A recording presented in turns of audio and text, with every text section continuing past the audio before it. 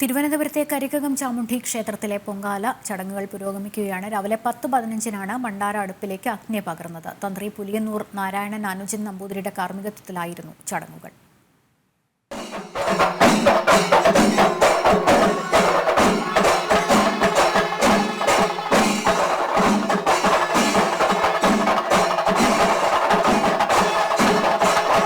കരിക്കകം ചാമുണ്ഡി ക്ഷേത്രത്തിലെ പൊങ്കാല മഹോത്സവം തുടരുകയാണ്.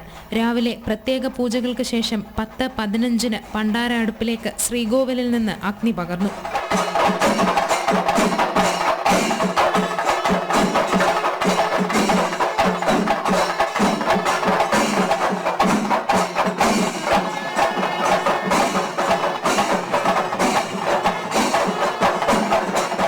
തന്ത്രി പുലിയന്നൂർ നാരായണൻ അനുജൻ നമ്പൂതിരിയുടെയും മേൽശാന്തി മുരളീധരൻ നമ്പൂതിരിയുടെയും കാർമ്മികത്വത്തിലായിരുന്നു ചടങ്ങുകൾ.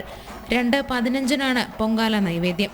ക്ഷേത്രത്തിന് 3 കിലോമീറ്റർ ചുറ്റളവിലാണ് അമ്മമാർ കരിക്കകത്തമ്മയ്ക്ക് പൊങ്കാല സമർപ്പിക്കുന്നത്. മീനമാസത്തിലെ മകം നാളിലാണ് കരിക്കകം ദേവിക്ക് പൊങ്കാല. ഉത്സവം ആരംഭിച്ച് 7ാം നാളിലാണ് പൊങ്കാല മഹോത്സവം. പൊങ്കാല നൈവേദ്യത്തിന് ശേഷം രാത്രി ദേവിയുടെ ഉടവാൾ എഴുന്നള്ളിച്ച് ഗുരുസിയോടുകൂടി ഉത്സവത്തിന് സമാപനമാകും. ജനം, തിരുവനന്തപുരം.